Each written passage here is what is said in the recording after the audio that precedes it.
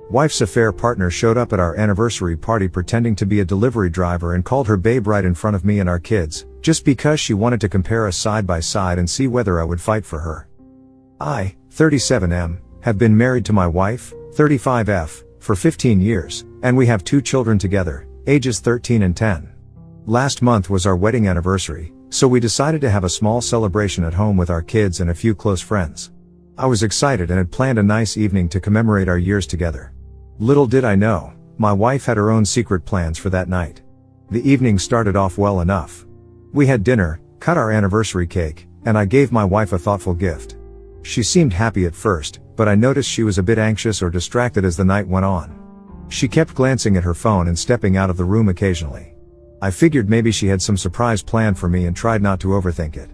At around 8 p.m., the doorbell rang. I wasn't expecting any more guests or deliveries, so I assumed it might be a neighbor or maybe a mix-up. My wife jumped up almost immediately and said, "I'll get it," in a voice that sounded oddly eager.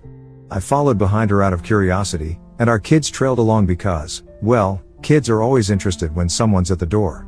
My wife opened the door, and there stood a man holding a large bouquet of flowers and a bottle of champagne. He was dressed in a polo shirt with a logo, like he could be a delivery driver from a local gift service or something. I didn't recognize him at first glance. The man smiled and said, "Special delivery for the lovely couple, happy anniversary." It seemed like a sweet surprise. I actually thought for a second that maybe one of our friends had sent us a gift or my wife arranged something romantic. But then things got strange fast. The guy handed my wife the flowers and leaned in a bit and added in a lower voice, "You look gorgeous tonight, babe." I was standing right behind my wife and immediately said, "The F babe? That's not something you call a stranger or a customer you're delivering to, especially not in front of her husband and kids."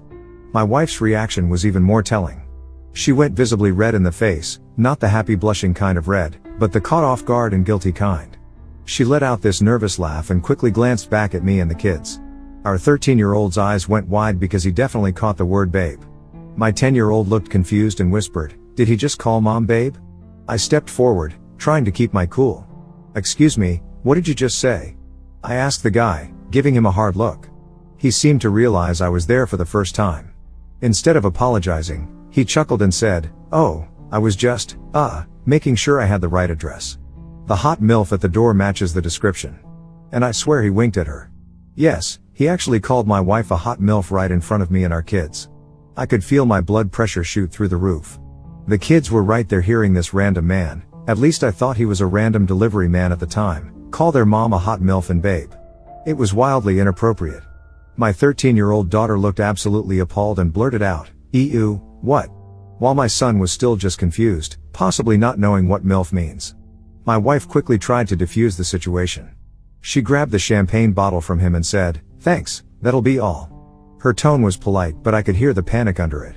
She practically pushed the guy back toward the doorway as if to usher him out before he said anything else. I was standing there, frozen between wanting to yell at this guy and not wanting to blow up completely in front of my kids. Before I could do or say anything more, the man gave a little wave and said, "Enjoy, beautiful. See you around." Then he turned and left down our driveway. I was left standing at the door, staring after him in shock. I shut the door and immediately rounded on my wife. The kids were still standing in the foyer, and I didn't want to cause a huge scene in front of them. I mustered the calmest voice I could and told them, "Why don't you two go enjoy the cake in the kitchen? We'll be right there." My daughter looked like she wanted to ask a million questions, but she led her little brother away, leaving me and my wife in the entryway. As soon as the kids were out of earshot, I asked my wife, "What the hell was that about? Do you know that guy?" She had her back to me, closing the door and fiddling with the lock in unnecessary ways, clearly trying to avoid looking at me. "It's nothing," she said quickly. "He was just some delivery driver. Probably confused our house with someone else's or got too friendly, I guess. Let's not let it ruin the evening, okay?" She tried to brush past me, but I stepped in front of her, not letting it go. "He called you babe. And MILF. That's not normal delivery guy behavior. How would a random delivery guy even know you're a mom?" I was whispering harshly, trying not to yell because the kids were just in the next room. My wife crossed her arms and avoided eye contact. "I don't know, maybe he's just a creep," she mumbled. "I didn't invite him, if that's what you're thinking. He probably had the wrong address and was asking if this was the right place for the delivery. That made no sense to me. He had the right address, Clearly, because he specifically wished us a happy anniversary and brought gifts that were spot on for an anniversary celebration. And if he was lost, why would he call her babe and say she matched the description? My gut was screaming that my wife was lying. I kept pressing. Why did he say see you around like you know each other? And why did you look like a deer in headlights when you opened the door? I could see tears welling up in her eyes at this point, but she was also getting defensive. She snapped, I can't control what some random delivery creep says. I was surprised. Okay? Let it go. Please, can we just go back and finish the evening? At this stage, I was suspicious, but I was also aware that if I pushed too hard right then, things might explode in front of the children. So I agreed to drop it for now. The rest of the night was awkward as hell. I was tense and quiet. My wife was pretending to act normal, but I could tell she was rattled, and the kids definitely sensed something was off. We wrapped up the celebration pretty quickly.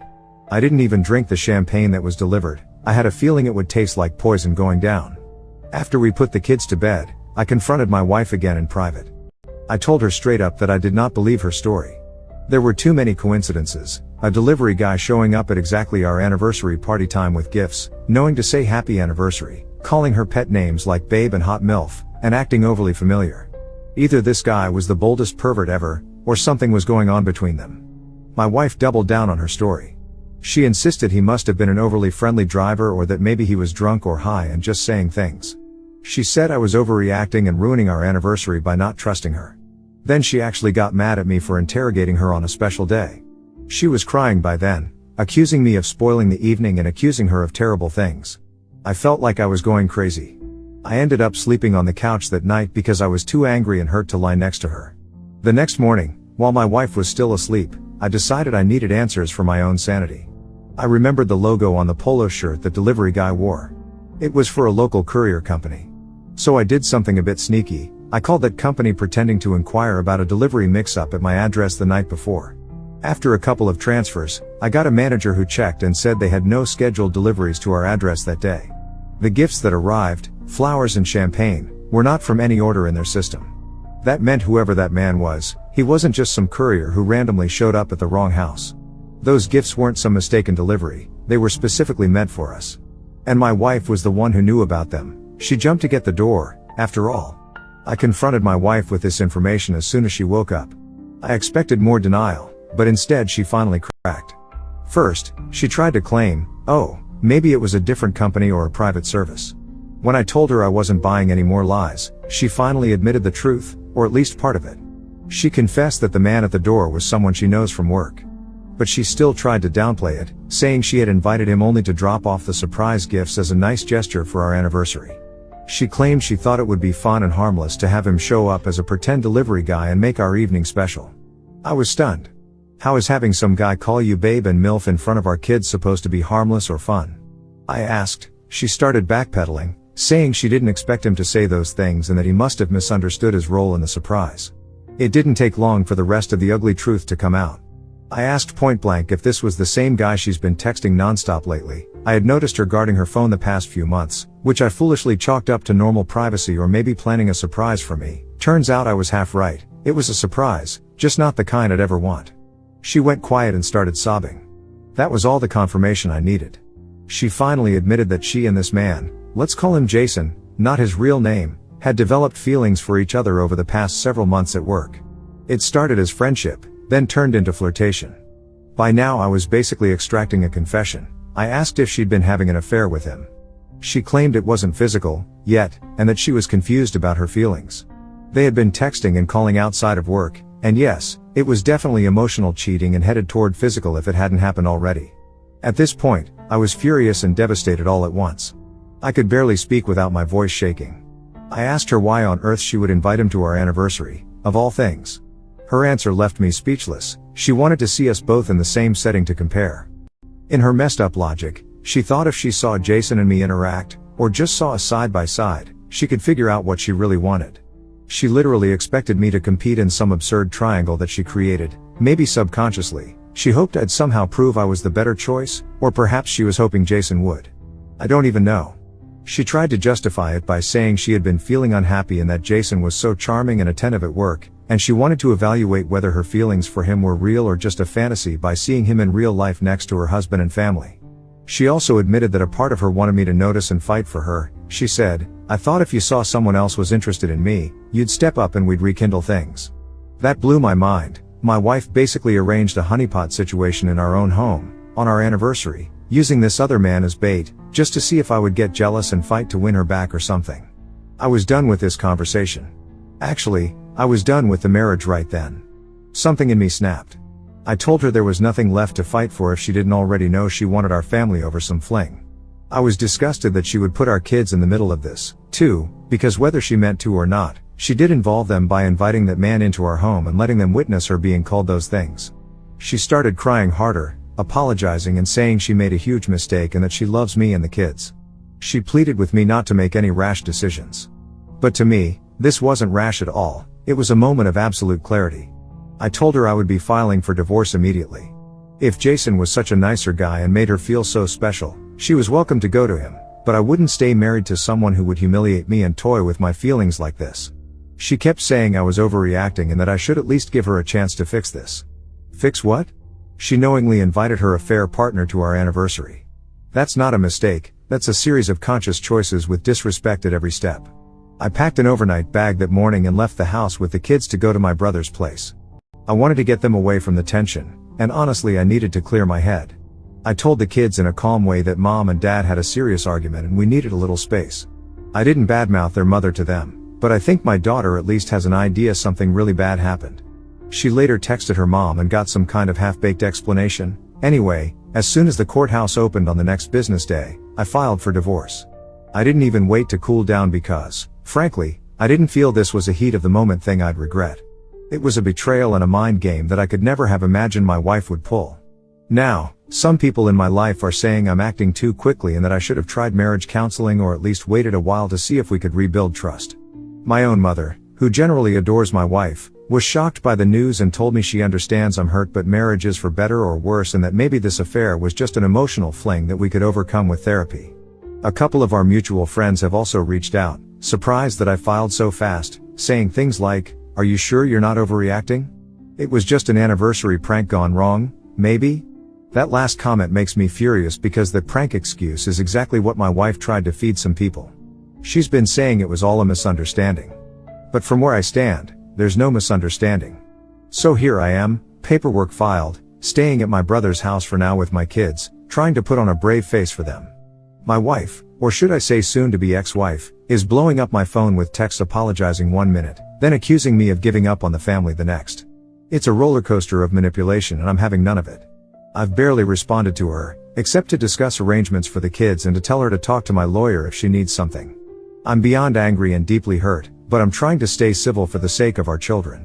Why filing for divorce instead of working on it, as some have suggested? So, Reddit, Ida for walking away instantly and not giving my wife a second chance after she literally invited her affair partner to our anniversary party to compare us? Update 1. First, I want to thank everyone for the overwhelming support and clarity in your comments. The general consensus was that I'm not the asshole here, and reading your perspectives really solidified my own.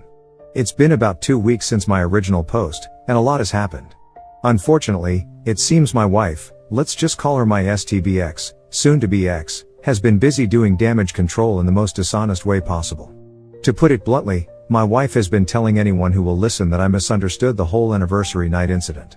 According to her revisionist version of events, the man who showed up was just a confused delivery driver who was asking for directions to a different address, and apparently I blew up over nothing.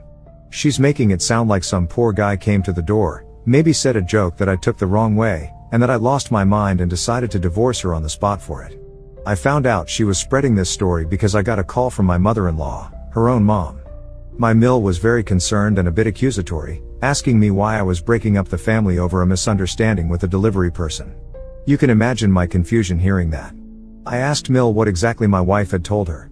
That's when I learned the full fake story. My wife told her parents, and who knows who else, that the guy at the door was delivering a gift, got the wrong house at first, and when asking if this was the right address he supposedly made an offhand flirty comment.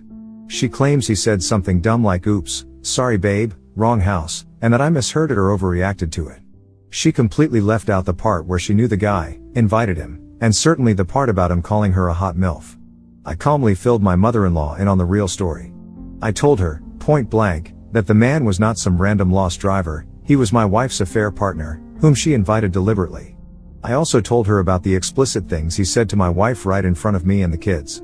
My Mill got very quiet, clearly devastated, and she even apologized to me on her daughter's behalf. It was a bit of a role reversal, her apologizing for her daughter's behavior. I felt bad for my Mill, but I'm also furious that my wife put us all in this position. Apparently, my wife had been telling not just her parents, but also some mutual friends that I overreacted to a misunderstanding.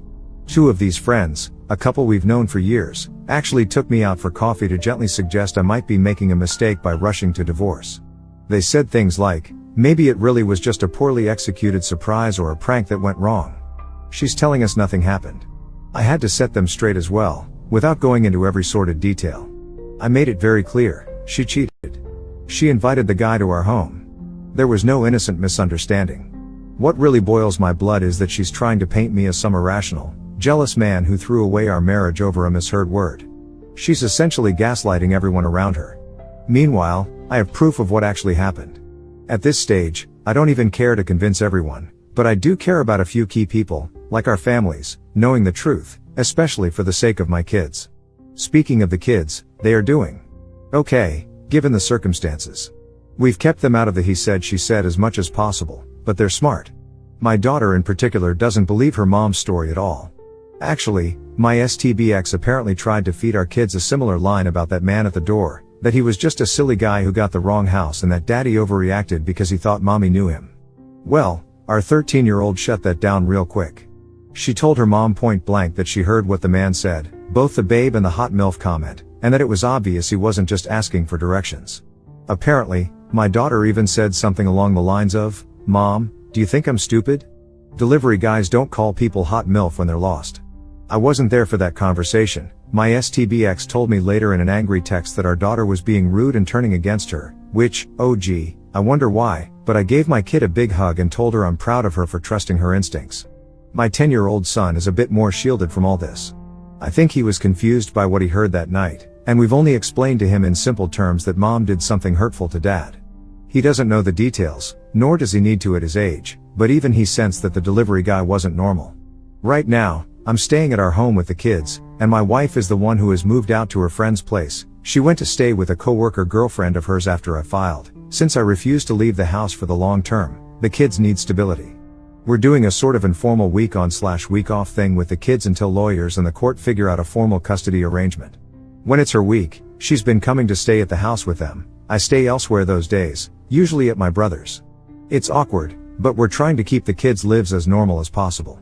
On the legal front, my wife was served the divorce papers. She was furious about that, alternating between texting me angry messages about how I'm giving up on us without a fight and then pleading with me to talk to her and reconsider. I told her the time for talking was the night of our anniversary, before she decided to pull this stunt, not after. Right now, I'm communicating only as much as necessary for the kids and legal stuff.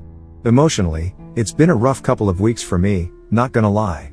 The initial adrenaline and anger have worn off a bit and I feel more sadness and disbelief that this is where we ended up. But every time I even vaguely entertain the thought of was I too hasty? I remind myself of that scene at the door, and of the fact that she orchestrated it.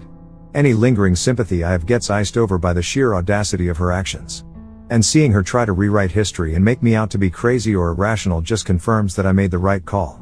If she were genuinely remorseful and honest, she wouldn't be spouting these lies. The fact is, she cares more about protecting her own image than actually fixing what she did. So yeah, at this point, my wife is running around telling folks a fairy tale about a confused delivery man, while I'm just trying to move on. Update 2, I got the proof I needed. A few days after the first update, I ended up having a direct encounter with Jason, the affair partner. It was partly by chance and partly because I was looking for answers. Here's what happened. I went out with a couple of close friends to grab a beer at a local bar. Lo and behold, who do I see shooting pool with some buddies in the corner? Jason, the very same guy who showed up at my door. My heart started pounding when I spotted him. My friends noticed my stare and I quietly told them that was the guy. One of my friends immediately got up like he was ready to go over and kick Jason's ass on my behalf. I stopped him. The last thing I needed was a bar fight. Instead, I decided I'd approach Jason calmly, man to man. But I was going to be smart about it. I hit the record button on my phone. I had a voice recording app ready, maybe a bit paranoid, but after all the lies floating around, I wanted everything documented, and walked over to the pool table. My other friend trailed behind me just in case things went south. Jason recognized me as I walked up. I could see a flicker of oh shit in his eyes. To his credit, he didn't run or try to hide. I said, "Got a minute? I think we should talk." His friends looked at me like they expected a punch, but I kept my voice level and calm. Jason nodded and actually followed me to a quieter corner by the bar. He started with, "Look, man, I don't want any trouble." I told him I didn't either, I just wanted the truth. I said something like, "I know my wife invited you to that party. I know something's been going on. Just be honest with me. I'm not here to swing at you, I just need to hear it from you." Whether it was the beers he'd had or just that he was over the whole mess, Jason opened up. And boy, did he confirm everything. I have the entire conversation on tape, well, digital recording, but you get me. Some standout bits. He admitted that my wife invited him to our house that night. She had told him it was an open house style casual anniversary gathering and that he should drop by. So her whole story about him randomly showing up lost? Complete BS. He said he didn't realize I was totally in the dark about him. In his words, "She told me you guys were pretty much done, like you were separated or she was about to leave. I figured you knew she had someone new or that you two had an arrangement." I nearly laughed, in a grim way, when he said that. An arrangement? My wife had basically led him to believe we were on the verge of divorce before she ever pulled this stunt. He went on to say that my wife told him she was walking away from her marriage and that I didn't appreciate her. Those were his words. It made me sick to hear, but also furious, because not only was she cheating, she was also running my name through the mud to justify it. He admitted calling her those names was a dumb, impulsive move and apologized, saying he hadn't realized our kids were right there. Perhaps the biggest confirmation of all, I directly asked him, "So, just to be 100% clear, she invited you there expecting I'd see you, and she told you she was ending our marriage?" And he responded, "Yes. She said she wanted me there because she was going to talk to you afterwards and end it. She thought having me around, even just briefly, would, I don't know, give her confidence or something. She said you two were basically over. I'm sorry, man." That "I'm sorry, man" came with a shrug, like he didn't really know what else to say. And honestly, what could he say? I just nodded. Weirdly, I didn't feel like punching him at all at that moment. I mostly felt this immense relief mingled with rage and sadness. I thanked Jason for being honest. He actually seemed a bit surprised that I was so calm. I told him, "Look, I appreciate it. And I'm not gonna lie, I hate what you did with my wife, but she's the one who owed me loyalty, not you. At least you're owning up to it now." He nodded and kind of scratched the back of his head, saying he felt bad about how things went down. He even said he was shocked when he heard I filed for divorce immediately, because my wife had apparently been acting like I was some neglectful, cruel husband. The whole conversation lasted maybe 10 to 15 minutes. I walked back to my friends with the recording still going, and when I stopped it and showed it to them, they were stunned. One friend gave me a bro hug and said, "Well, at least you've got the truth now, even if it sucks." I have since made copies of that recording, and transcribed the key parts, too. I forwarded a copy of the recording to my lawyer, just in case it might be useful in the divorce and custody proceedings. I also played the key parts of the recording for my in-laws, omitting some names to keep it civil. They were devastated. They apologized to me for their daughter's actions and have been very supportive of me and the kids. I'm relieved that my relationship with them remains intact. They're good people and loving grandparents, and none of this is their fault. As for my STBX, I haven't told her about the recording yet. She's still sticking to her public story that nothing happened and avoids discussing details with me, apart from begging me to meet and talk or reconsider, which I'm not entertaining. At this stage, I'm focusing on my kids and the divorce process.